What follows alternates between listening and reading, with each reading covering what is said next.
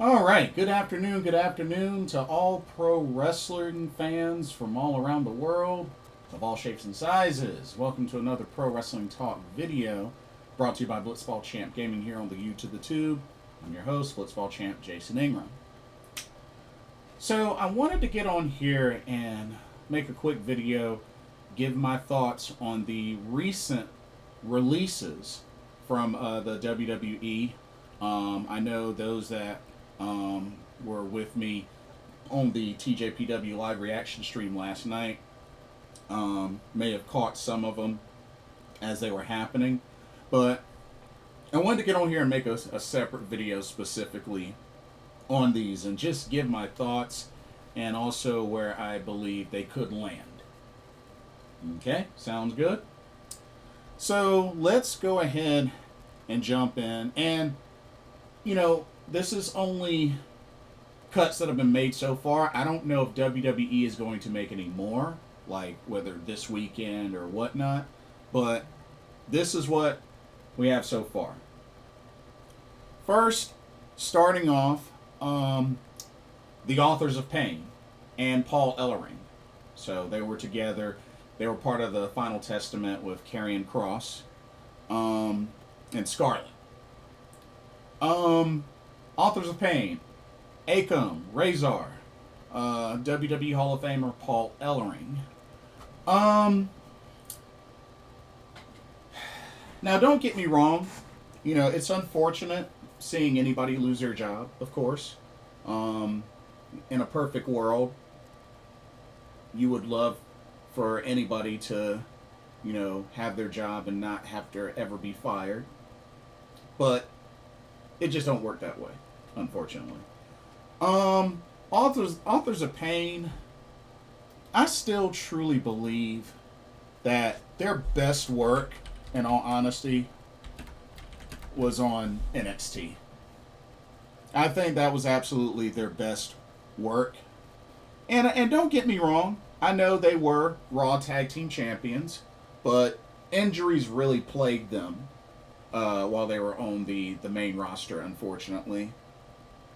But I just really believe, you know, what they've done on the main roster just really doesn't compare to what they've been able to do in NXT. I mean, they were Dusty Rhodes Tag Team Classic winners, NXT Tag Champions.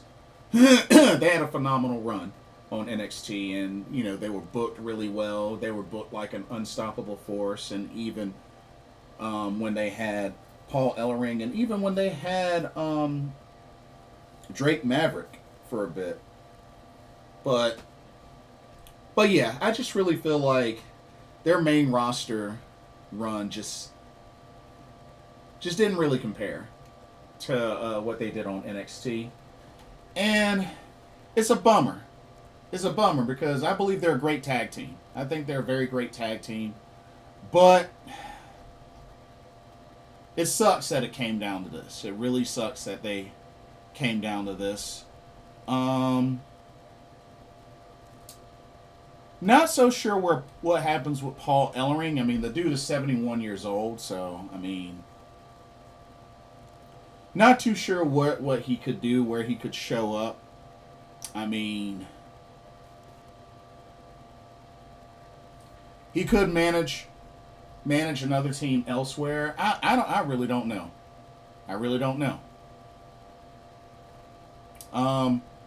And of course, you know, Rachel Ellering, you know, is his daughter that is currently wrestling. So I don't know. Maybe he could manage his daughter. I don't know. But as for Akam and Razor, to be honest, probably a big part of me is curious to see how they would do in Japan. I'd be curious to see how they would do in Japan. AEW, I don't really see. I'm not so sure if they would get much of a spotlight in AEW. TNA, maybe. But if you ask me, I would love to see what they could do in Japan. I would love to see what they could do in Japan. Let me see how old they are. I'm kind of curious. Akam is 31. Razor's 30. See, I mean, they're still pretty young. They're still pretty young. So, I mean, honestly, I'd see how they could do in Japan. I would see how they could do in Japan. Okay. Another cut that was made, and this one hurts. This one hurts, and it didn't really make a lot of sense to me, but it is what it is. Blair Davenport, also known as B. Priestley. Yeah. And the thing is, she's another one. She's another one that really, I feel like the best work she did in WWE was during her time in NXT UK, which I really felt like she was on her way to becoming NXT UK Women's Champion, but, you know, she suffered the injury. And then, you know, she was the 2023 NXT Iron Survivor Challenge winner, you know, and that was really her biggest highlight. She got drafted to the main roster, I believe it was to SmackDown, and then just did a little bit of something with the Unholy Union, and just, that was it. That was it. So, it was really a bummer, because, you know, she's a great wrestler. And she's still young. She's only 28 years old. And, you know, I feel like she did her best work with Stardom, of course. I mean, she's a former World of Stardom champion. You know, did some time with WCPW, Progress, a tiny stint in AEW, but not really much. Me personally, I could see B. Priestley or Blair Davenport. I could see her either going back to Stardom or, well, there's three places I could see her going to. I don't think AEW. Stardom is one. Perhaps TNA. The other, perhaps Marigold. You know, Marigold could potentially use another Gaijin. But, you know, she made, out of those three, she made the biggest splash in Stardom. So, in all honesty, I think Stardom, her coming back to Stardom a little more on a full-time basis, I think would be good for her. I mean, she's done well in Stardom. She's been former Goddess Tag Champ, former Artist of Stardom champ, SWA champ, World of Stardom champ. I mean, she's built quite a resume with Stardom. And don't forget, you know, she was with Queen's Quest. She was with Oedo Tai. You know, she has a lot of history. A whole lot of history. Her and Kelly Klein won the Goddess of Stardom Tag League back in 2017. So, yeah, to be honest, I could see her going back to Stardom. I think that would probably be best fit for her. But at the same time, you know, her going to Marigold I think would be nice. Or her going to TNA could work. So, yeah, that's my take on Blair Davenport. But yeah, still really good wrestler. Speaking of Unholy Union, she posted on her Instagram, apparently Isla Dawn got released. This is another bummer. This was another bummer. I really love what they were doing with Isla Dawn and Alba Fire. Well, she'll always be Kaylee Ray to me. But, you know, they were former NXT Women's Tag Team Champions. And also, they did win the WWE Women's Tag Championships as well. I really liked what they were doing with the Unholy Union.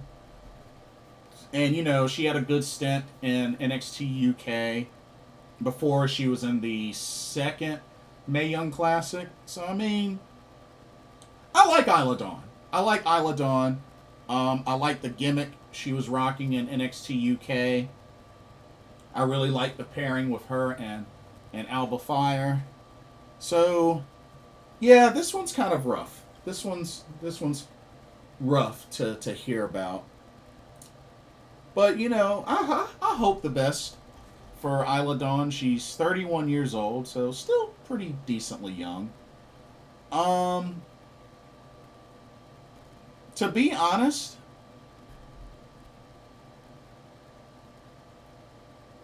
I mean, I could see her maybe in Progress Wrestling.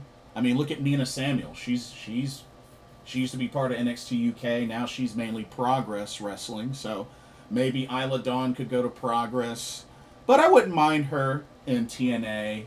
I mean, Stardom would be nice. Um,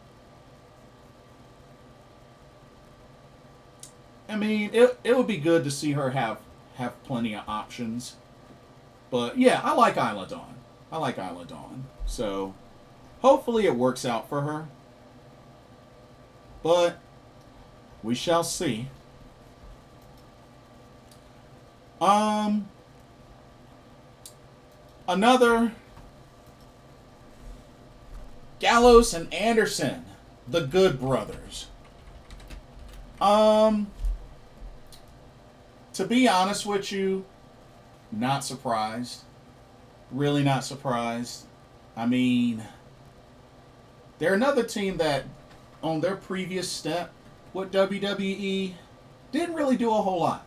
It seemed like they were going back and forth between main roster and NXT and whatnot, but they really didn't do a whole lot.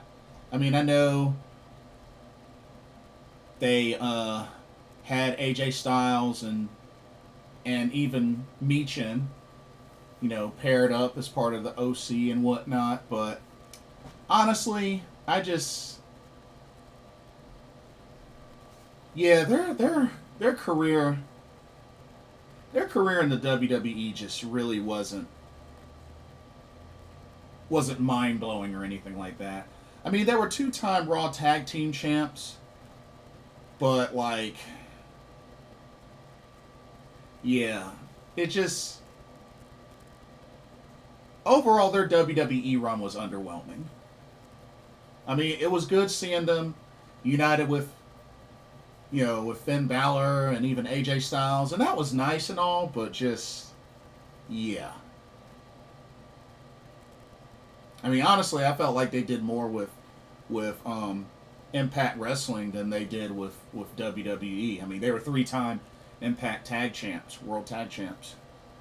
To be honest, where could they go?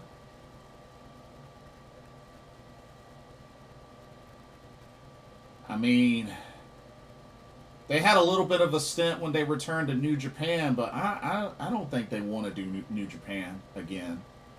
I don't think they want to do New Japan again. I mean, it's not impossible, but I don't see it. I really don't see it. Maybe TNA wrestling. AEW. AEW might be open to Gallows and Anderson, but to be honest, I'm really not too sure where they could go. But, you know, it would be interesting because remember, they did a podcast, Talking Shop, with Rocky Romero. So, I mean, you know, with his ties to AEW and New Japan, maybe that could come into play. Maybe Rocky Romero could hook them up. You know, whether it's with AEW, ROH, New Japan, I don't know, but yeah, and I like Gallows and Anderson. I've met them before. I like Gallows and Anderson, so I just, yeah. Overall, their WWE run was very underwhelming. But I wish and hope the best for him, though. All right, let's keep it going. Giovanni Ricci. Giovanni Ricci got released. He's another one that I feel like his main highlights were just with Imperium. You know?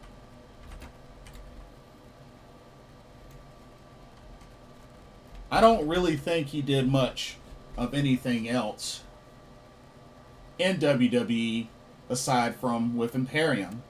I mean, two-time NXT Tag Champ, and he was Evolve Champion, so I thought that was pretty neat. He was a former Evolve Champion back when that was a thing, which that is coming back, just rebranded. I mean, you know, he was in the Cruiserweight Classic, which I thought was pretty cool. To be honest with you,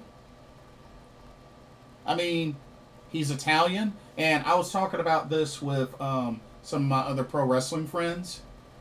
Would be nice to see him kind of, who knows, maybe pair up with Francesco Akira in New Japan. Maybe become part of United Empire in Japan. I think that'd be cool.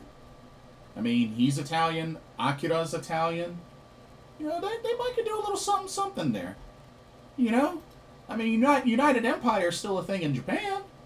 So, hey, why not that? Giovanni Ricci, or a.k.a. Fabian Eichner, 34 years old. But yeah, I mean, in all honesty, I'd say New Japan. New Japan. Why not? Have him become a new member of United Empire. Why not? I'd be down. Excuse me. I'd be down. I would totally be down. That's pretty much all I have for him. Okay. Let's see. Excuse me. So sorry, y'all. Next up, Cedric Alexander. One of my homeboys from Charlotte, North Carolina. Cedric Alexander, I mean, I'm not going to say he had a terrible WWE career. I mean, he did quite a little something. I mean, he was great in the Cruiserweight Classic, had one of the best matches ever against Kota Ibushi, still talked about to this day.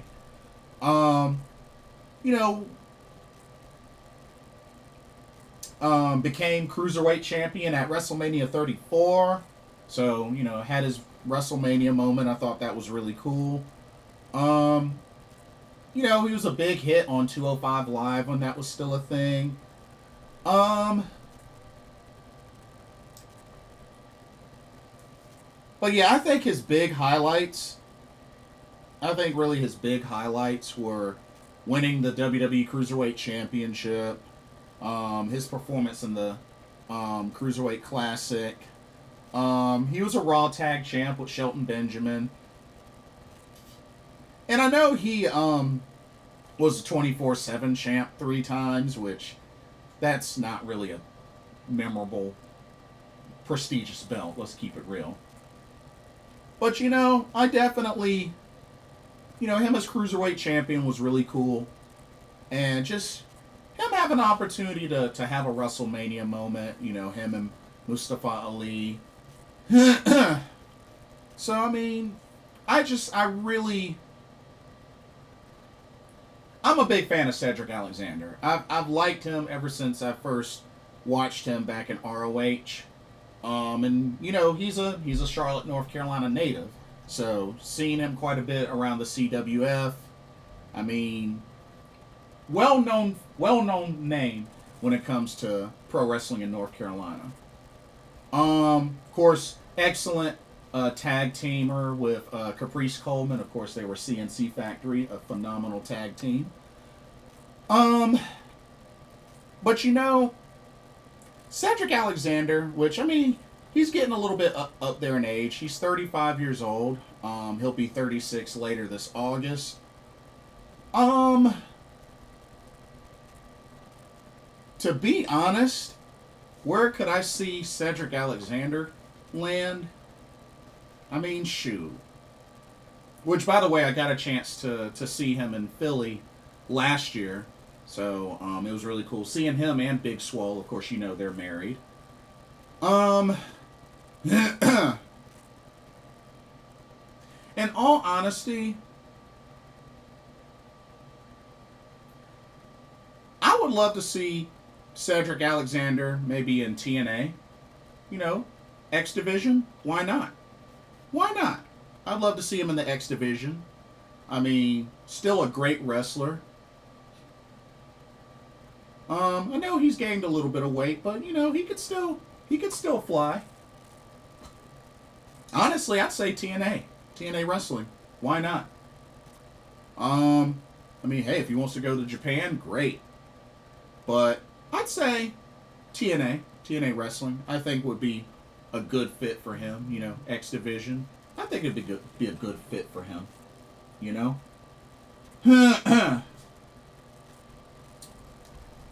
Okay. Oh. And then last, Sonya Deville. So I wanted to save her for last because she, out of the group of releases, the situation with Sonya Deville is her contract is running out and they're just not renewing it. So with that being the case, Sonya will be able to sign anywhere immediately.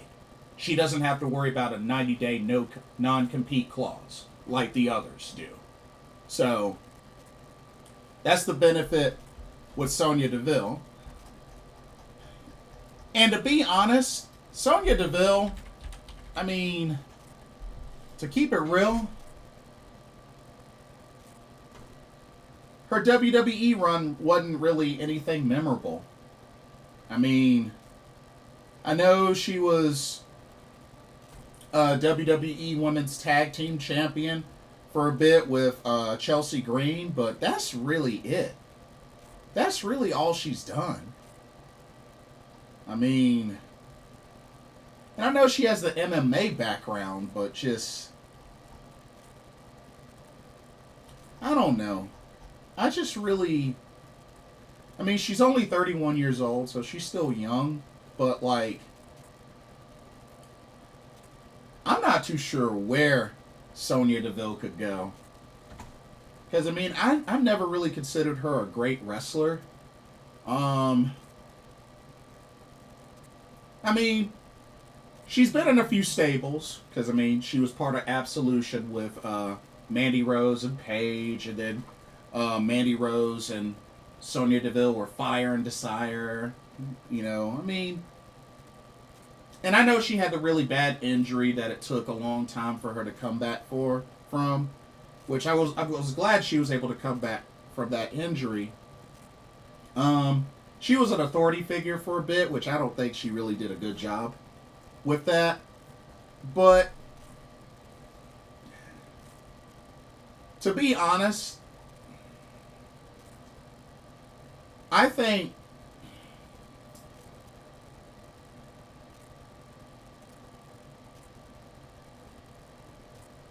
I don't know if she really got a whole lot of opportunities. Because, I mean, let's keep it real. She got crapped on quite a bit, you know, with certain showings, you know, matches like against, I think, Dakota Kai and against Io Sky.